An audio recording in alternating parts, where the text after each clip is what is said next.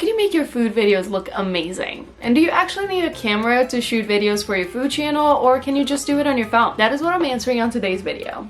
If you want to make food videos, whether that is a recipe video on YouTube or you want to do a food vlog, maybe you just want to promote the amazing food that you sell in your business on your Instagram and TikTok, you need to keep watching. I have used both a camera and an iPhone to grow my social channels from 0 to thousands of followers and subscribers. And I did it all without knowing a single thing about camera settings and setups. And I'll be completely honest, I'm a little technologically challenged, but that has not stopped me from taking photos and videos that people have asked if I paid a professional to do. So here's what we're covering on today's video. One, I am showing you my camera that I use to shoot all of the YouTube videos here on the channel and how it compares to shooting on an iPhone, which I still do sometimes. And two, my opinion on whether you actually need a camera in order to grow your food channel. And just a disclaimer that no, nobody's paying me to say anything for this video. This is the actual equipment that I have used to grow my YouTube and my Instagram for years now. These are my opinions, and I'll put the link to everything in the description below if you want to get it yourself as well. So let's just start this video right off the bat by answering the question that you probably clicked on this video to find out the answer to, and that is, do you actually need a camera in order to grow your food channel or film food videos? Short answer, no. You don't need a camera. That being said, I started shooting on my iPhone and I progressed into having a camera now. And so I want to go over the pros and cons of each one. And then in the end, I'll give you my conclusion on whether I think it's worth it for you to do the same and progress into a camera or just keep doing this on your iPhone. When I first got started, I was using an iPhone. And there were a couple of reasons for that. Number one is that when I started my YouTube channel, I didn't really know if this was going to be something that I was going to do long term. So I own a vegan bakery. Showcasing the products that I was making was my main concern. I wanted to take beautiful photos and videos of the cupcakes and the cakes that I was making. I also wanted to educate people on vegan baking. That being said, I didn't know how much work having a YouTube channel was going to be. I didn't even know if I was going to enjoy having a YouTube channel. So instead of making an investment on a camera, I just decided, you know what? I'm just going to use this iPhone. The other reason is that, like I said, I'm a little technologically challenged. I have to say, this might be a little controversial to say, but I don't care about how a camera works. I like things that look pretty. I like looking at things that are pretty. I do not care to find out the little intricacies of what settings I have to put in a camera in order for things to look pretty. I thought if I got a camera, maybe I just wouldn't get much out of it. Knowing myself, I know I was just gonna put it on automatic and call it a day. And like, was it going to be worth it if I was just gonna do that? So I just was like, you know what? I'm just gonna stick with my iPhone. We'll see where this goes. So right there's two pros of using an iPhone. One, it's not an investment. You already have it, you're already using it. And number two, it's easy to use. It requires no further setting up. I don't need to read about it. I don't need to learn anything. All I have to do is just press one button on an app that I already use every single day. So using an iPhone allowed me to just get started with food videos and get started with my YouTube channel, grow my audience, what I like doing in terms of style for my food videos. But after a little while, I outgrew my iPhone. And there were a couple reasons for that. The first reason was storage. Videos take up a lot of space. And if you are shooting all your content on your iPhone, you're gonna run out of storage pretty quickly. The first thing that I did was to just upgrade my phone. Got that 256 gig. That was not enough space soon enough, so I had to get iCloud storage. And then even with the iCloud storage, while that was enough room, I realized one day my iPhone library was a mess. It was all personal stuff, bakery stuff, all jumbled in together. Whenever I tried to find a personal photo, it took me forever. When I tried to find a bakery photo, it took me forever. This is not fun to go through at all. The second reason is that transferring the files to edit them was such a nightmare. Because everything was on iCloud, whenever I had to put them on the hard drive to edit them, I would have to download them off iCloud, which took forever. Sometimes I would just airdrop them from my phone to my laptop. There were times when that wouldn't work, or some files would airdrop and the others wouldn't. The whole thing was driving me crazy. It was such a time suck. Another reason is that, I don't know about you guys, but I use my phone a lot.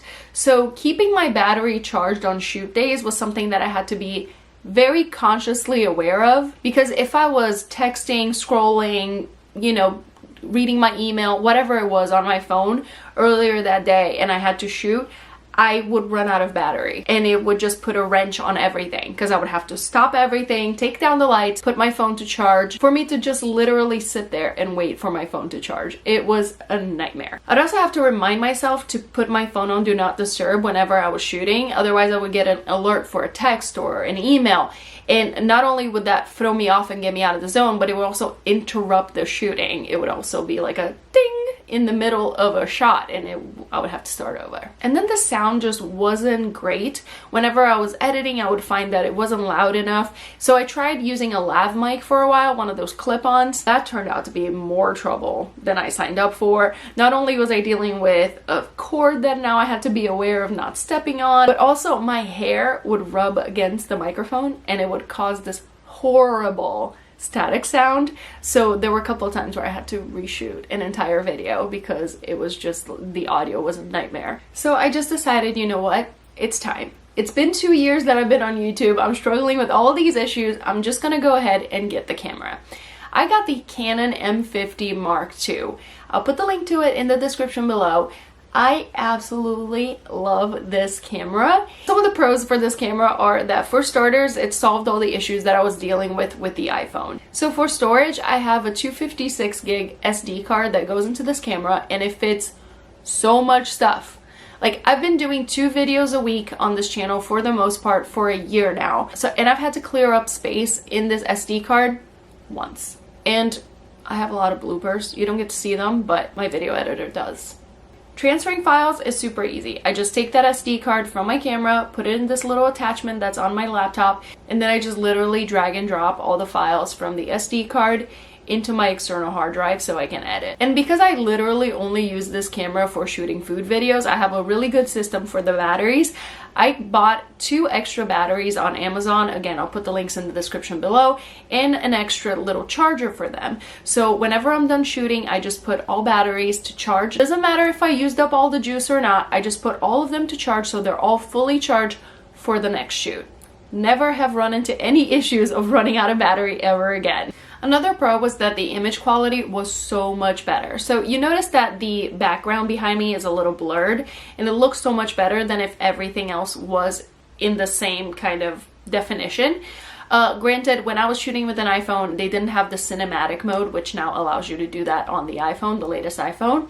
So that was a huge upgrade. It allowed me to set up the lighting in a way that just looked so much more consistent and more aligned with my brand for all of my videos, so they all look the same. I live in Florida. We have storms like multiple times a day sometimes, and the clouds will shift, and so would the lighting in my videos, and it would just drive me crazy when I was doing it with an iPhone because there were no settings that I could adjust. I also have these warm floors, and it would just give it all a little bit of a yellowish tint, which I hated, and so the camera allowed me to fix all of that. So all of my videos, they all kind of have the same look, which is more recognizable to my own brand. Now let's talk about the settings, because you're probably saying, Natalia, I thought you hated settings. I thought you hated watching YouTube videos. You do not thrive reading owner's manuals. What are you talking about, settings?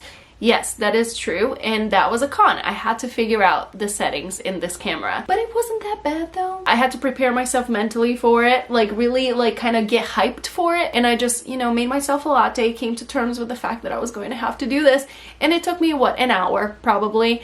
I just sat down and watched some videos from Think Media and Catherine Manning. I'll put those links in the description below, and I was literally watching it, pausing it, doing what they were doing. I wasn't watching the whole thing because that can be overwhelming. I was literally just going over what they were saying and figuring out what applied to me and what didn't. And I played around with it a little bit. Does this camera have way more settings that I have no idea what they are, what they do? Yes. Do the settings that I have set up give me a way better image quality, sound quality, everything that I need for my food videos to look great? Yes. Could I be getting more by finding out more about the settings and all the things that this camera has to offer? Probably. However, I am not willing to put in that effort. My time is limited and I choose not to devote it to camera settings.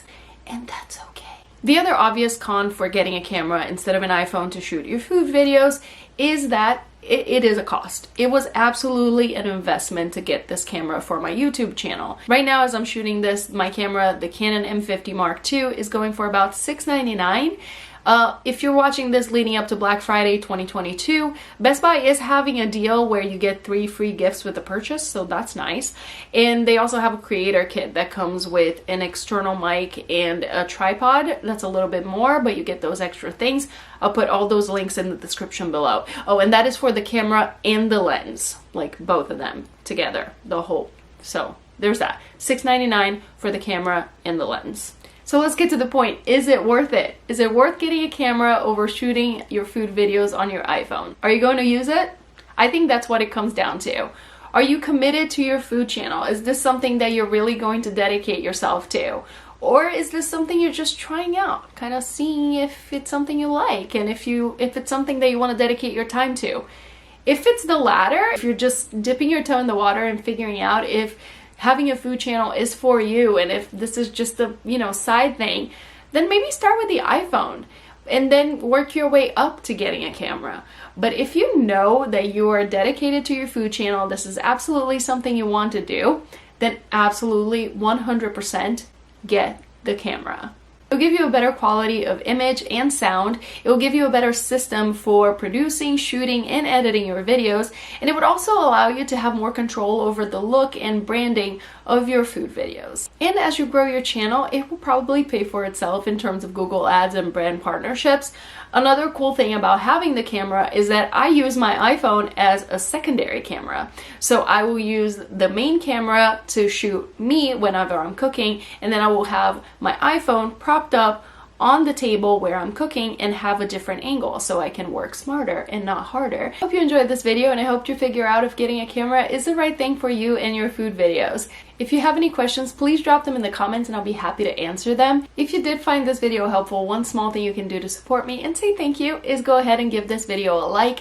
It will show YouTube that there's some helpful information in here and it will show it to more people in the algorithm. Once again, all the links to everything that I mentioned in this video are listed in the description below, so feel free to use them. And I will see you guys here next week with a new video. Until then, stay curious.